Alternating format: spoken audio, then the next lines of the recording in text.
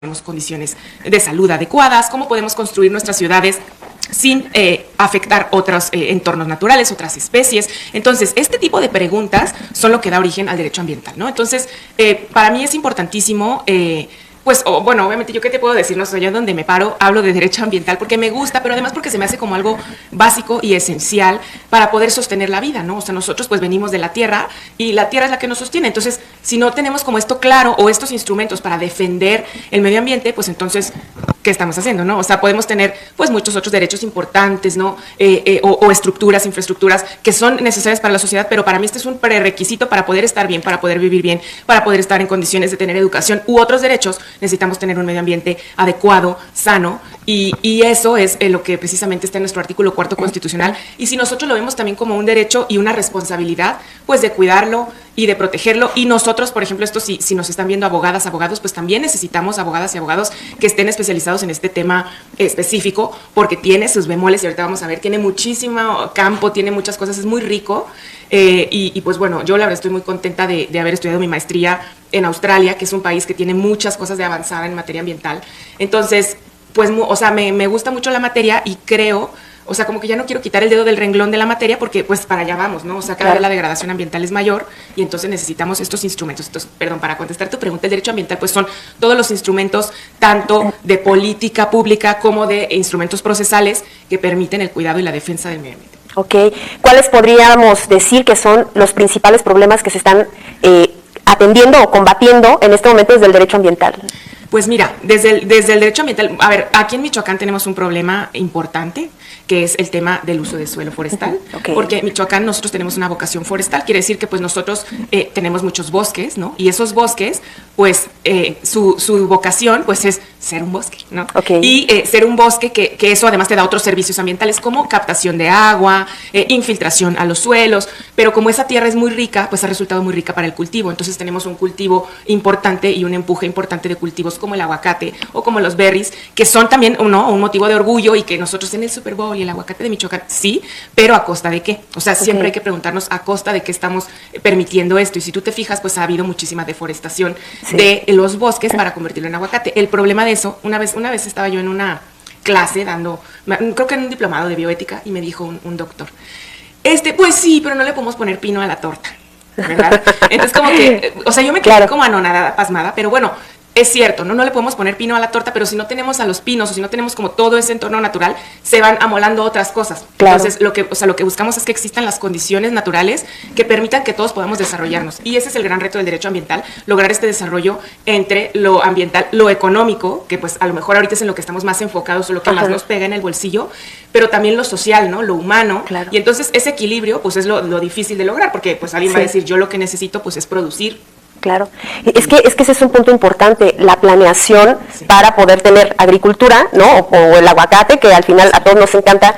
O sea, es posible pensar en tener, digamos, un proceso de agricultura exitoso sin dañar el medio ambiente. Es posible pensarlo, es posible hacerlo, porque sí hay ejemplos. El tema es como lo intensivo, o sea, si tú como que vas y le das a la tierra y le das, pero sí hay sistemas de agricultura que pudieran permitir, pues, muchos cultivos diferentes, o sea, como que incluso nuestra manera de pensar el sistema económico, es que desde ahí es otro tema, pues tiene que ser diferente, ¿no? O sea, porque pues si tú quieres producir ambientalmente sustentable para llevar miles y miles y miles de toneladas a Singapur, pues está más difícil que si tú quieres como, bueno, garantizar que una serie de colonos tengan, ¿no? Aguacatito, pero también lechuga, pero también la milpa, o sea, eso es muy diferente y entonces creo que desde ahí también es un cambio estructural, filosófico, etcétera, pues, pero ya no quiero entrar en tanta hondura, pero bueno, o sea, sí es importante, pues, pensar que cuando te metes al derecho ambiental es una profundidad que no te imaginabas. Claro, pero además ahí es clave el papel de las autoridades ambientales, quienes en teoría deberían de poder controlar esta tala desproporcionada o este, digamos, manejo de agricultura, lo voy a seguir diciendo así, de una manera inadecuada. O sea, ¿está funcionando el trabajo de las autoridades ambientales en México o nos están quedando a deber? Pues mira, yo obviamente desde mi perspectiva, pues siempre pienso que se puede hacer más, ¿no? Pienso que se puede hacer más en materia ambiental, pero sí ha habido esfuerzos y sí ha habido cosas. Yo creo que aquí el tema más importante es un tema de visión y de hacia dónde vamos. Por ejemplo, ahorita están aplaudiendo mucho en el ámbito federal el tema de que ya hicieron la NDC, que quiere decir que México sí se está perfilando a hacer, no me quiero meter como en tanta cosa técnica, pero bueno, la NDC quiere decir la Contribución Nacional Determinada de emisiones de emisiones de carbono, y entonces el gobierno de México sí está haciendo un compromiso importante para llegar a net cero en 2050. Net cero quiere decir que tú puedes tanto balancear el carbón que produces con el carbón que capturas, por ejemplo, en el bosque. Entonces, para llegar a ser net cero, están haciendo una meta importante, pero yo todavía no veo muy claro cómo podemos seguir esa hoja de ruta, ¿no? Pero son demasiados frentes que se abren cuando hablamos de medio ambiente. Otro tema es la vigilancia, ¿no? La inspección y vigilancia ambiental, que ahí yo creo que sí hace falta pues muchísimo más una inyección de recursos, porque por ejemplo en la Profepa pues hablaban de que aquí no tienen tantos inspectores, entonces aunque a lo mejor les hablen, pues entonces tienen un inspector o dos inspectores para ir a lugares más retirados del estado. Y bueno, si le añadimos un elemento clave que también es como pues la cooptación del crimen organizado de estos propios cultivos, de estas propias huertas, de esta propia explotación, tala, etcétera, pues se añade otro elemento difícil que pues va haciendo como que el problema ambiental no sea como tan pues tan fácil de resolver o de identificar, ¿no? ¿Podrías decir entonces que la justicia ambiental en México nos está quedando a deber? Pues sí, yo creo que hacen falta, bueno, para mí hacen falta muchísimos mecanismos, hacen falta pues muchas cosas que instrumentar desde el propio tribunal, por ejemplo, en materia administrativa, porque la materia ambiental primordialmente es materia administrativa. ¿Por qué? Porque la inspección y vigilancia que hablaba ahorita la va a hacer una autoridad administrativa que es la Profepa en el término federal o la Procuraduría Ambiental en el ámbito michoacano, y se va a guiar por las reglas del procedimiento administrativo. Entonces, en ese sentido, pues yo creo que incluso en el propio tribunal hace falta esa sensibilización para asuntos ambientales. Yo te puedo decir, como ejemplo, en Chile tienen cortes y tribunales ambientales, en donde ellos, la corte ambiental son 3 personas, pero una de ellas es un ingeniero ambiental. ¿Para qué? Para poder determinar, a ver, esto sí tiene un impacto ambiental, esto no, cómo esta especie se puede regenerar con esta medida que tú me estás diciendo. O sea, no es algo tan jurídico, sino que es algo multidisciplinario y científico. Y entonces yo creo que, o sea, el tema de la justicia ambiental o de la procuración de justicia ambiental, pues sí tiene muchas deficiencias y muchas cosas, y a lo mejor en papel tenemos todo. O sea, en papel tenemos, claro, ¿no? Acceso leyes a bonitas, sí. Claro que sí, tenemos participación pública, por supuesto que la tenemos. Sí. Tenemos tribunales, pues sí, tenemos tribunales que pueden cubrir esa parte, pero está faltando, pues, esta sensibilidad, ¿no? Y yo por eso creo que este tema me parece de la mayor relevancia, y más cuando estamos avanzando a un momento en el que vamos a tener cada día más presiones en nuestro entorno natural y vamos a necesitar personas expertas, pues, que sepan delimitar, ¿no? O sea, bueno, por ejemplo, ahora con la ley de aguas, ¿no? Esta reforma que hubo, pues todo el mundo pone el grito en el cielo, pero quién sabe técnicamente qué sí es lo que se puede, qué es lo que no se puede, cuánta agua necesitamos. También sabemos que el acaparamiento de agua pues está terrible. Entonces, o sea, como que sí, creo que cada vez más se necesita expertise y hablar de estos temas, pues para concientizar, no solo porque es un tema que nos atañe a todos, no solo un tema como de concientizar al tribunal o de concientizar a la Procuraduría Ambiental para que haga su trabajo bien, que lo hacen bien, pues, pero a veces los recursos no alcanzan, o de concientizar, no, es también un tema pues de manejo comunitario que se necesita, como decir, bueno, este es un recurso compartido, ¿cómo lo manejamos, no? Sí. ¿Qué hacemos? ¿Cómo sacamos el mayor provecho de lo que estamos haciendo? Y creo que eso, o sea, por eso me encanta y me asusta el derecho ambiental, porque tiene muchísimas caras, y a mí me gustaría, y creo que ese es un poco de lo que estoy tratando, como meterme a todos los recovecos posibles, ¿no? O sea, estudiar como el tema jurídico, pero también el tema financiero. Claro. Como decir, ¿cómo le hacemos para que entonces, bueno, cuides tu bosque y te paguen por cuidar tu bosque? ¿No? Y entonces sí existen instrumentos, y eso es algo que yo he tratado de empujar mucho en las comunidades indígenas, sí existen instrumentos que te pagan por cuidar tu bosque, y son instrumentos que no son del gobierno de México y que no son ayudas, porque me decían mucho, es que luego vienen y nos ayudan. No, es que no es una ayuda, es ponerle un valor al bosque que te está dando un servicio ambiental, ¿no? Entonces, un cambio de paradigma, pero a mí me gustaría, abordar el derecho ambiental desde toda esta integralidad, o sea, desde el tema filosófico hasta el tema económico, hasta el tema financiero, hasta el tema jurídico, ¿no? Y pero es que además es un tema que sí nos atañe a todos, o sea, es un asunto de concientización, pero clave, e insisto, es el tema de las autoridades, y si quienes están en este proceso de impartición de justicia en temas ambientales, que además parece que no, pero deben ser temas bien técnicos, pues es un problema grande, saber que quienes están impartiendo justicia o las autoridades que se están encargando de la procuración en temas ambientales, pues creo que ahí es la parte clave, podríamos decir. Sí, bueno, mira, yo no lo vería como la parte clave clave, porque justo también en este ecosistema que estamos haciendo afuera, en este ecosistema que se llamaría justicia ambiental, pues todo el mundo tiene su pedacito, ¿no? Y también, o sea, a lo mejor también estamos educación ambiental en la escuela obligatoria, o sea, yo pienso que hay demasiados frentes abiertos, pero sí, Claro. por supuesto, que el tema de las autoridades es importante y que, bueno, ¿no? A veces los esfuerzos se hacen, pero pues no, o sea, no alcanzamos a abarcar todo el tema. Y yo, por eso me gusta más el tema como de hacerlo un poco más chiquito, a ver en esta comunidad qué podemos hacer, Claro. qué recursos tenemos aquí, que todos conocemos, que todos cuidamos, porque si no está más difícil. Claro. Seguimos platicando con nuestra abogada ambientalista, la licenciada Arely Oseguera, maestra, de Sí. hecho. Y bueno, estamos hablando justamente de los grandes retos que tenemos en lo que ve al tema del derecho ambiental. Mi querida Arely, de los entes de gobierno, pensando en federal, estatal, municipal, ¿quién podrías decir que tiene una injerencia más relevante o más significativa en este proceso de cuidar el medio ambiente? Pues mira, esa es una gran pregunta, pero justo, a ver, desde una perspectiva pues global, siempre en las pláticas globales te dicen, piensa global, pero actúa local, Sí, ¿no? Eso es la premisa. Y entonces, si nos vamos Que tiene a una eso, gran profundidad, ¿eh? Claro. Sí. Y que yo te quería como regresar un poco el balón para decirte, a ver, por ejemplo, en materia electoral, ¿no? También, pues, o sea, a lo mejor en la federación tú sabes que todo se decide y entonces es como Sí. que el Tribunal Federal Electoral, ¿no? Pero ¿quién realmente está ejerciendo la democracia y las decisiones? ¿Y Así quién es. sufre y vive todo el tiempo las consecuencias de una contaminación? La gente. Y lo mismo es en el derecho ambiental, ¿no? Es como Sí. que, pues bueno, nosotros tenemos en materia ambiental el tema de las competencias ambientales está en la Ley General del Equilibrio Ecológico y Protección al Ambiente, la famosa Ley GEPA. Y en la Ley GEPA, pues viene una división de competencias en donde te viene lo que añade la Federación, Estado de Michoacán, municipios, ¿no? Obviamente, ¿quiénes son los más cercanos a la gente? Pues los municipios, pero son los que tienen menos atribuciones, menos dinero, menos posibilidad. Y los Menos que tienen capacitación y a veces capacidad. menos conciencia. Sí, y son los que sufrimos los efectos pues más directos, ¿no? Y en la federación pues es donde tienen obviamente más dientes, más herramientas, más dinero, más recursos, más información, y así ha sido, pero bueno, es una cuestión de...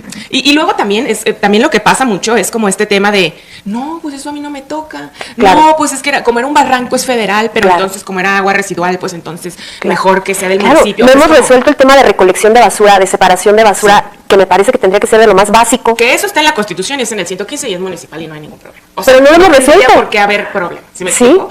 Bueno, el tema, bueno, hay otra ley importante, que es la Ley General de Residuos, y en esa viene la clasificación de los residuos, porque, por ejemplo, ya cuando los residuos son muchísimos, o tú ya estás desechando, por ejemplo, muchísimas cajas de cartón, o ya cosas industriales, pues entonces esos residuos se llaman de manejo especial y entonces le competen al Estado, ¿no? Y bueno, residuos peligrosos, tóxicos, nucleares, etcétera, pues le competen a la Federación. Pero bueno, digamos, también estás tocando un punto que es que tenemos como una visión fragmentada en la que tú tienes que decir, bueno, entonces es residuos, entonces me voy a la ley de residuos. Entonces es vida silvestre, pues me voy a la ley de vida silvestre. Entonces es bosque, pues me voy aquí. O sea, así me explico, a pesar de que la ley GEPA pues hace como esta división, pero en cada tema tú vas a tener esa misma división de municipio, Estado, Federación. Y yo creo que por eso es súper importante también el tema y trabajando en gobierno te das cuenta. Yo, por ejemplo, trabajé en gobernación y era como el tema de coordinarte y de coordinar algo tan sencillo como de que me están bloqueando una calle, pues que venga una patrulla y me ayude con la gente. O sea, pero luego de repente es como, no, pero, no hay que hablarle a ellos porque son de otro gobierno. Y aquí Claro, es como vital, claro. es lo más vital, esa coordinación interinstitucional entre los tres órdenes de gobierno. ¿Cómo se está llevando el tema de las responsabilidades administrativas penales en relación con todo este proceso de daños ambientales? Mira, yo estudiando un poco para venir a la entrevista, qué grandes preguntas, me encantan, porque es muy diferente hablar de responsabilidad. O sea, si tú tienes un tema ambiental, pues tú lo puedes abordar de muchas maneras, ¿no? Entonces aquí viene como esta parte de decir, bueno, a ver, ¿cuál es mi litigio estratégico, mi estrategia o qué voy a hacer? Una estrategia puede ser, y la más utilizada y cercana, pues es el derecho administrativo. ¿Por qué? Porque existe una autoridad rectora, que es la autoridad central que te va a decir si esto sí, si esto no, si esto te lo autoriza, si no te lo autoriza, o por qué te lo autorizó o no te lo autorizó, y tú sabes, ¿no? Con todas estas figuras de la negativa ficta, la afirmativa ficta, etcétera. Entonces tú te puedes ir por el camino, por decirlo así, del derecho administrativo. Y entonces, pues tú vas a tener instrumentos administrativos, plazos administrativos, tiempos administrativos, etcétera. Otro tema que se puede también es el tema de la responsabilidad penal, ¿no? Pero ahí es como que la responsabilidad penal que tú tienes porque tú me hiciste un daño a mi terreno. Ok. Ajá. O bueno, o porque tú hiciste un daño pues al ambiente y hiciste así. Pero el tema de la responsabilidad ambiental es un tema hermoso, pero no explorado. Ajá. El tema de la responsabilidad ambiental es otro tema. No se están sancionando a las grandes empresas que dañan al ambiente. No. No hay sanciones. Sí, se están sancionando y justo te pueden sancionar administrativamente y te pueden sancionar penalmente, pero a lo que voy es que hay un tercer tipo de responsabilidad que esto yo no lo estudié así en la escuela, digo, no soy tan grande, pero sí es muy nueva, pues, que es la responsabilidad ambiental. Y la responsabilidad ambiental es un tema de decir, el medio ambiente tiene un valor en sí mismo y entonces el que haga un daño al medio ambiente va a tener que pagarlo porque partimos de un principio ambiental básico que se llama el que contamina, paga y repara el daño. Sí. Pero el tema de la responsabilidad ambiental es un tema hermoso en teoría, pero es un tema complicado en la práctica y es un tema que tiene muchísimas aristas y vertientes. Entonces tú te metes a la ley porque hay ley federal y estatal de responsabilidad ambiental. ¿Por qué hay esta ley? Porque en el artículo 4 se pone que el Estado garantizará, bla, bla, bla. Entonces hay como que surge una nueva responsabilidad, que es como decir, ¿cuál es el bien jurídico tutelado? El medio ambiente. Perfecto, qué bueno, ¿no? Qué gran avance doctrinario. Claro. Pero entonces dicen, bueno, entonces vamos a hacer un procedimiento de responsabilidad ambiental, pero entonces este procedimiento que sea en los juzgados civiles. Y entonces el procedimiento de responsabilidad ambiental es en los juzgados civiles y tú tienes que acreditar muchísimas cosas, que eres una ONG, pero que ya tienes 3 años, pero que en tu objeto social sí decía que tú eras del medio ambiente, o sea, como que, o que tú eres el afectado directo de esa cuestión, ¿no? Entonces, y también otro sujeto legitimado para promover la responsabilidad ambiental es la Procuraduría de Protección al Ambiente, quienes no han promovido más que 7 juicios desde el 2013. 7 juicios. Sí, de los cuales 3 fueron desechados. Bueno, tendrá que ver que quienes generan estos grandes entornos de contaminación, en muchos casos son los grandes proyectos de infraestructura de los gobiernos, las grandes empresas que son altamente influyentes, o Pemex con sus derrames petroleros dañando arrecifes. O sea, eso me imagino que tiene un punto importante por el cual no se sanciona a quienes están generando esos daños impresionantes al medio ambiente. Sí, tiene que ver, y yo creo que es más un tema de visión. Porque justo es eso, no sé, si la visión fuera, a mí no me importa quién contamine, los vamos a castigar a todos. Pues entonces, claro. No, o sea, no faltarían instrumentos para aplicarlo, ¿me explico? Pero entonces el tema es como de visión. Y justo, o sea, creo que esto me trae a hablar de otro tema, que es pues el tema, precisamente porque ahorita hablamos, ¿no? Hay mecanismos penales, hay mecanismos administrativos, y hay mecanismos específicos del derecho ambiental, como la responsabilidad ambiental, o como las acciones colectivas del artículo 17 constitucional, que también están en el Código Federal de Procedimientos Civiles. Muy bien. Pero, pues hay otro que se nos está olvidando, básico, que es el amparo, ¿no? Claro. Entonces tú tienes un amparo contra el artículo 4, pero ahora el amparo, pues resulta que la ley de amparo también ya la modificaron para que entonces tú, pues entonces el interés legítimo no esté tan claro y entonces tú no puedas decir es que yo vengo a defender a las futuras generaciones que todavía no han nacido y que no sabemos, porque eso pues no está permitido ya con las reglas de la ley de amparo. Y entonces, y luego le sumas como jueces nuevos, ¿no? Que están alineados a un proyecto específico. Digo, o sea, esto lo voy a decir con toda la responsabilidad del mundo, ¿no? O sea, que pareciera que están alineados con un proyecto político específico o que tienen una consigna como decir, bueno, es que esto es un proyecto gubernamental prioritario y entonces, pues no. Claro. No, o sea, no hay respuesta, ¿no? Y que mucho de estas reformas obedecen, pues, a los amparos del Tren Maya, por ejemplo, ¿no? Entonces, pues, o sea, digamos, tienes como toda esta complejidad de factores y de decir, bueno, entonces, ¿dónde está mi derecho o cómo lo hago valer? Porque entonces pareciera como un maratón de obstáculos procesales para los defensores y defensoras del medio ambiente. Además de como todo este otro tema que es como, bueno, por ejemplo, tú te le vas a poner al tope a una inmobiliaria, bueno, pues ellos te van a meter por aquí, te van a meter el pie por acá, te van a denunciar penalmente y entonces tú como defensor ambiental vas a estar, ¿no? O sea, como corriendo contra el reloj. Claro. ¿Cuáles podrías decir que son los errores más comunes que cometen las empresas en relación con el medio ambiente? Bueno, las grandes empresas. Sí, ¿no? Y las chicas también, y yo creo que uno de los primeros errores es no acercarse a una abogada ambiental, pero también es como no conocer cuál es el marco regulatorio y también tener esta mentalidad como decir, me vale, voy a operar así hasta que me llegue la multa, porque yo ahorita, no, hasta que no me llegue una multa, pues yo mejor no me entero de nada, ¿no? Claro. ¿Cuáles son las políticas que existen hoy en México de cuidado del medio ambiente?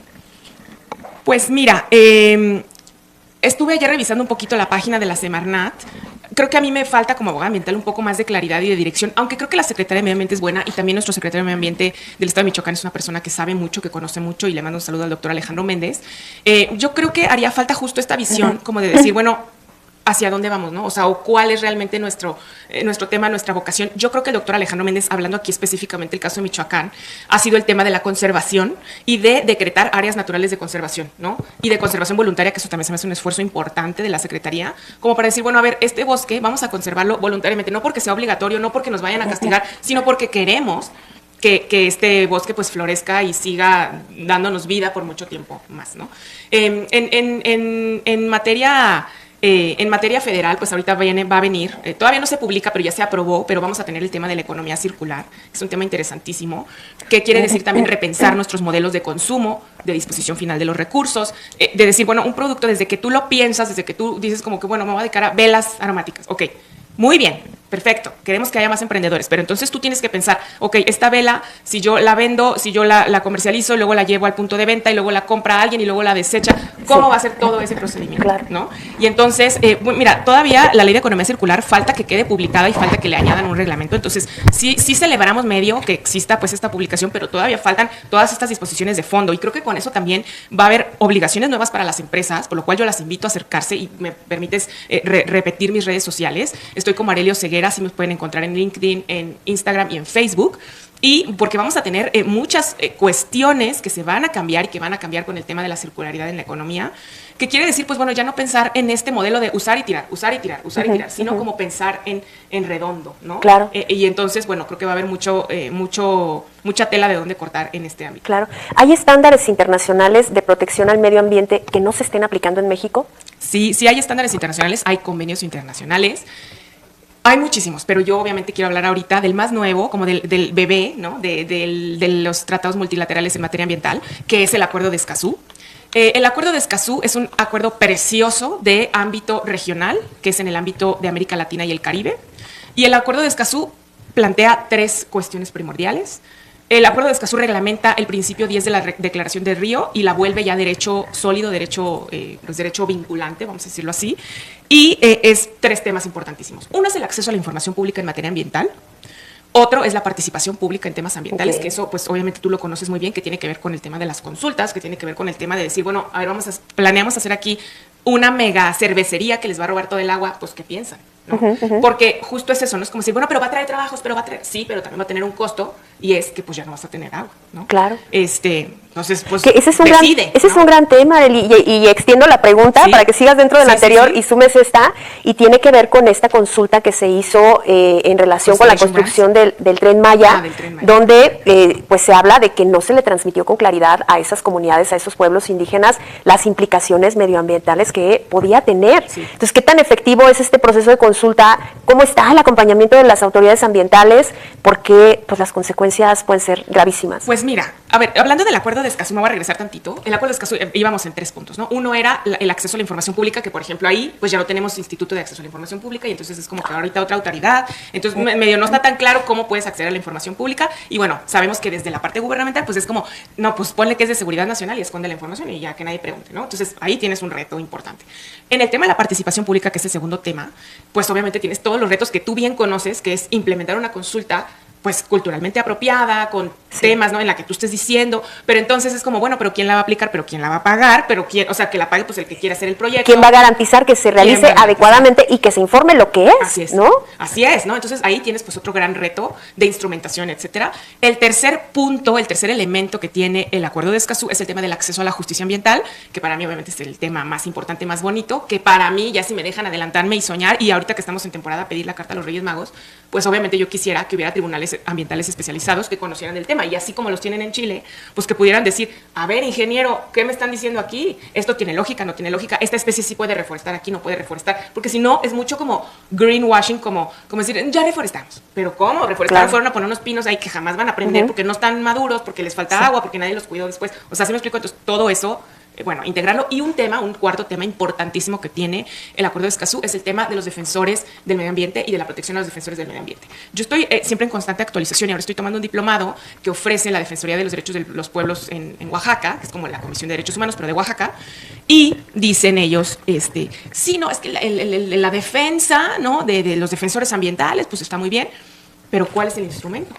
¿Dónde está el instrumento? ¿O dónde está el registro? ¿O cuál es el instrumento que nos va a permitir pues, defender a los defensores ambientales? Y eso no lo tenemos muy claro todavía tampoco. Entonces, el Acuerdo de Escazú es muy, muy, muy nuevo. Entró en vigor en 2018. No creo que entró en Sí, vigor en 2000, nuevo. se firmó en Sí, 2018 y entró en vigor en 2021. Ajá. Entonces es muy nuevo, pero sí tiene como estos elementos, ¿no? Entonces, pues bueno, o sea, a mí Pero México sí es parte de ese México es parte acuerdo firmado, y está ratificado. Sí, ok. sí. No, pues si no, no estaríamos aquí ¿Y hablando. se ha dado modificaciones normativas derivadas del acuerdo de Escazú? No, aún no. Que yo las tenga rastreadas, no Ok. las tengo así Eso es bien importantísimo. rastreadas, pero bueno, lo que hay pues es como empuje a través de amparos, ¿no? Y como de decir, bueno, ¿cómo aplicamos el acuerdo de Escazú? Porque tú sabes que a partir de la reforma constitucional de 2011, pues nosotros podemos aplicar otros derechos humanos contenidos en otras partes. Y entonces aquí tú tienes derechos procedimentales ambientales específicos y entonces yo creo que es algo muy interesante como amparos, pero fundamentados en el acuerdo de Escazú, ¿no? Pero bueno. Entonces, ¿qué quedamos? ¿La consulta indígena para el Tren Maya fue efectiva o no lo fue? Pues no lo fue, ¿no? Si Ok. están quejándose, ¿no? Claro. Porque no, o sea, Sí. como que digo, si están quejándose. A ver, siempre en el tema de las consultas vamos a tener este tema, porque tú sabes que siempre va a haber una parte que sí quiere y una Sí. parte que no quiere. Claro. Y entonces eso también requiere muchísima como sensibilidad sociocultural y sensibilidad política y bueno, ¿no? Operar ahí algunos temas. Pero un poco aquí es como el tema, es como, no, es que el Tren Maya va y va porque va y Claro. no me importa, porque no me voy a detener a preguntar, porque esta es una visión que yo tengo Claro. gubernamentalmente, ¿no? Sí, pero además, si quien está organizando la consulta es el mismo ente o el mismo gobierno, vamos a ponerlo así, que es el que tiene el interés de generar Sí. ese proyecto, definitivamente no va a informar que va a dañar el medio ambiente. No, por No supuesto. lo va a decir así. No, y bueno, y mira, o sea, ya si nos vamos como, yo sé que este no es el espacio del análisis político, ¿verdad? Pero, por ejemplo, tú dices, Claro. ¿quién estuvo? Estamos en análisis jurídico, Pero hay que aún aclarar. así, ¿quién estuvo analizando y quién va a ser el final? Claro. No, ¿quién va a ser? Pues el presidente de la Corte. Entonces, como que dices, no, Sí. pues entonces yo creo que no te van a decir que sí. Porque, Claro, claro. ¿no? O sea, vienen de esa misma línea y de estar trabajando en este mismo tema. Y bueno, a ver, siempre va a haber esta colisión de visiones, ¿no? Para mí la visión puede ser que haya un Tren Maya precioso que atraviese la selva y entonces la gente tenga este bienestar. Pues bueno, esa es una visión, pero hay otra visión y entonces es como, ¿cómo nos vamos a dotar de instrumentos? Pues para también hacer prevalecer esta otra visión en la que no ponemos el centro ni en el desarrollo económico, ni en los probables también beneficios que pueda tener económicos, sino lo ponemos en defender, por ejemplo, a una especie específica, ¿no? O sea, por ejemplo, procedimentalmente, en Colombia hay derechos de un río. El río el río es sujeto de derechos. Entonces eso está interesantísimo. Sí. Y hay muchísimos Sí. avances. En Bolivia tú tienes en la Constitución que el medio ambiente es un ente en sí mismo que tiene derechos, ¿no? O sea, Claro. no como porque me va a beneficiar a mí como ser humano. No. Claro. Bueno, entonces podrías afirmar que los grandes proyectos de infraestructura están peleados con el medio ambiente. O sea, toda esta parte del desarrollo de ciudades está peleado con No, el medio no lo sé. ambiente. O sea, no lo diría tan a rajatabla.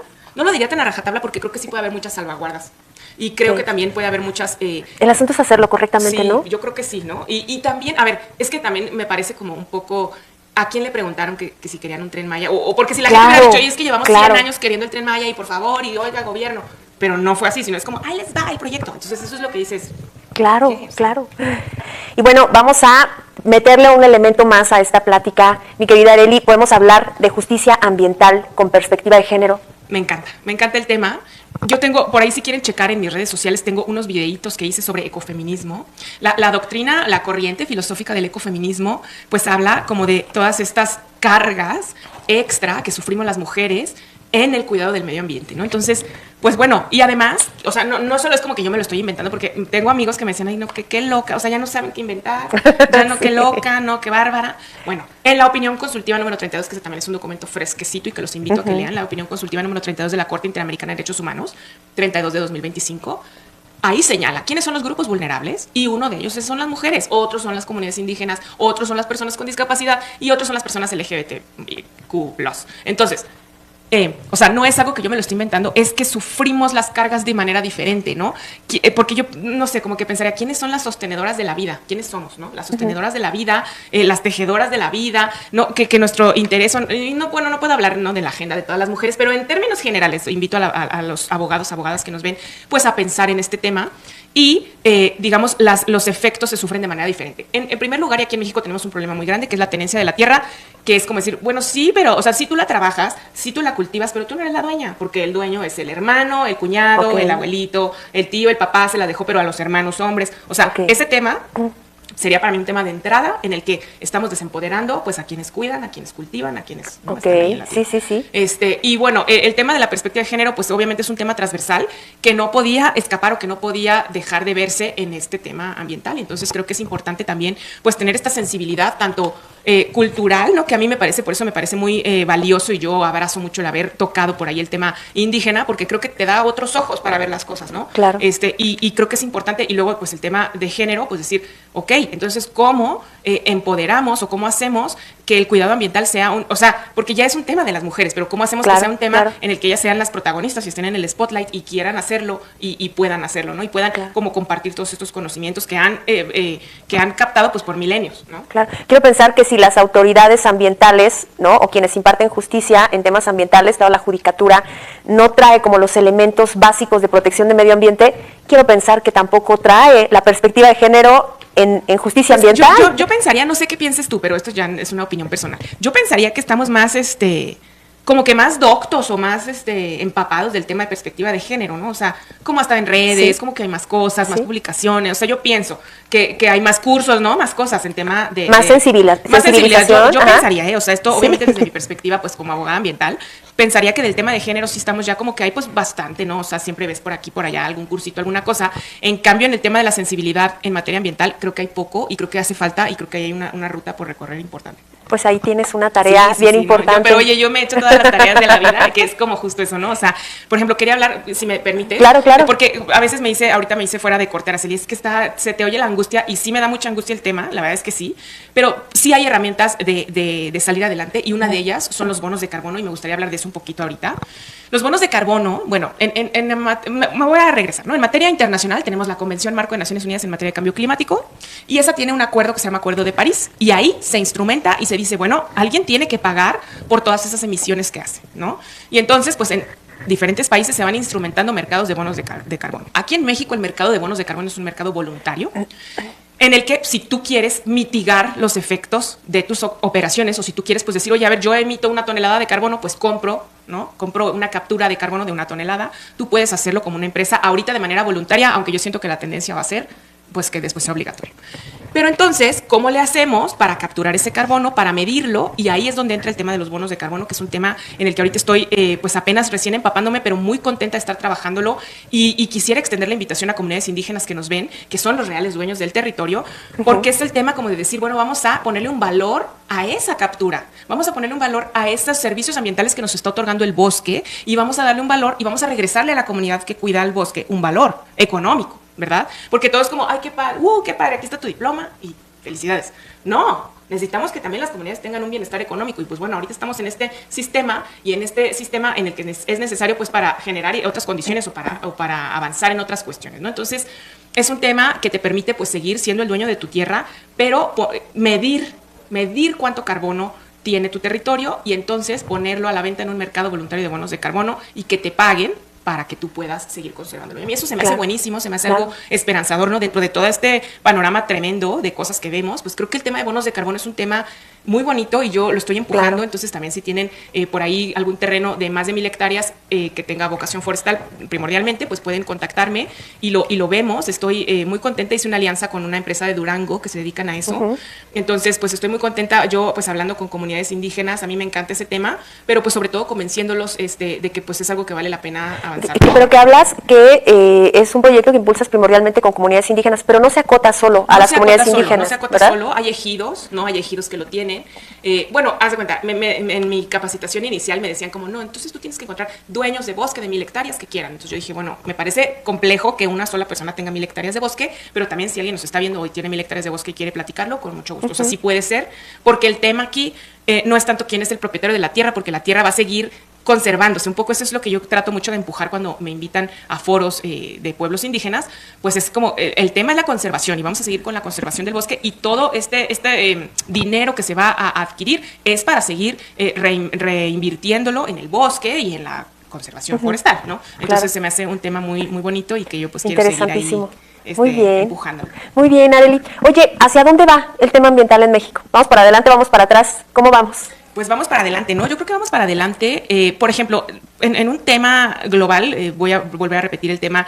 Hace unos días fue en Belém do Pará, en Brasil, la COP30 de la Convención Marco de Naciones Unidas de Cambio Climático, y ahí se presentó la NDC, que es la Contribución Nacional Determinada de México, en donde, pues bueno, estamos avanzando como a la reducción de las emisiones de carbono. Ahora, claro que faltan cosas y siempre van a faltar, ¿no? Y además, pues bueno, los retos ambientales son muchísimos y cada vez somos más personas, ¿no? Claro. Entonces, más personas que ocupamos más recursos, etcétera. Entonces, pero sí creo que vamos avanzando, sobre todo en conciencia, sobre todo en estos temas, porque yo te digo, esta maestría de Australia yo la estudié en el 2012 y como que no se escuchaba tanto, o sea, nadie sabía de qué se trataba, y ahorita yo ya veo que hay pues mucho más también apertura, difusión, y a lo mejor así como te decía, en el tema de género, pues sabemos que sí hay mucha brecha, pero yo sí veo que ha habido un avance, ¿no? O sea, si tú te das la vuelta o ves como 70 años antes, pues sí ha habido un avance y sí ha habido cosas, y lo mismo en materia ambiental, aunque bueno, en materia ambiental vamos al revés, ¿no? Pero no, vamos sí, yo soy confiada y soy esperanzada de que sí tenemos que ir en una ruta a transitar a nuevos modelos y a explorar nuevas soluciones. Bueno, tú que tienes un panorama global, podríamos ponerle una calificación entre el 1 al 10. ¿Dónde colocarías a México en comparación, por ejemplo, con los países que estén más avanzados? Estamos muy abajo. Pero, a ver, te voy a decir una cosa. Sí, te voy a decir qué es lo importante de México. México es de los países megadiversos, hicieron como una medición y se llaman países megadiversos, que quiere decir que tienen muchísimas biodiversidades, que comparten muchas cosas, que tienen costa, que tienen bosque, que tienen manglar, etcétera, etcétera, y México está en los países megadiversos. Entonces, o sea, ¿sí me explico? Entonces, como que digo, no podemos como también echarnos para abajo como decir... Megadiversos porque naturalmente lo está, no porque haya sido un proyecto de política, claro. Okay. Sí, de biodiversidad, ¿no? Sí. Indonesia, Colombia, o sea, son países que tienen muy rica biodiversidad, que tienen muchos animales, que tienen mucha vegetación de una, de otra. Entonces, si somos un país megadiverso, pues tenemos que guiar con el ejemplo, ¿no? Claro. Y entonces, pero bueno, esto siempre va a pasar por cuestionar el modelo al que queremos transitar, ¿no? El modelo de desarrollo al que queremos transitar. Porque justo es lo que digo, si nuestro modelo de desarrollo es una mega carretera con 18 carriles, o sea, pues entonces vamos a transitar a un modelo de asfalto ¿sí me explico? Claro. Y si tú te fijas, por ejemplo, en ciudades como Alemania, en países como Alemania o en Suiza, lo que están haciendo es ya como no, vámonos para atrás, ¿no? Vamos a restaurar el entorno natural y a quitar esos junglas de concreto, ¿no? Entonces, claro. Y aquí no tenemos, o sea, espero que no sea así el avance, como de ir y regresar, sino de aprovechar. Y también tiene que ver con voltear a ver lo que ya tenemos y darle un valor. Claro. Se nos acabó el tiempo, mi querida Arely. ¿Dónde te puede localizar la gente? Sí, muchísimas gracias. Bueno, lo reitero, tengo en LinkedIn, que es la red profesional que manejo, estoy como Arely Oseguera, también en Instagram como Arely Oseguera, o en Facebook como Arely Oseguera, es @Arely Oseguera, así todo junto con ese, y pues ahí me pueden contactar. Bueno, tengo mi despacho por aquí en el centro de Morelia, y si no, pues llamen aquí a Radio Tele y aquí les pasan mi contacto. Muchísimas gracias, ahí lo tiene, ojalá que pueda acompañarla, seguirla en sus redes y deseo que usted haya aprendido tanto como yo el día de hoy. Muchísimas gracias por acompañarnos, nos vemos la siguiente semana. Si te gustó este episodio, dale like, suscríbete y no olvides compartirlo con tus amigos para que tengan la oportunidad de conocer esta información valiosa que les puede servir en algún momento de la vida. Y te invito a seguir mi Facebook e Instagram como Araceli Gutiérrez o sígueme en TikTok como Araceli GTZC y nos vemos la siguiente semana.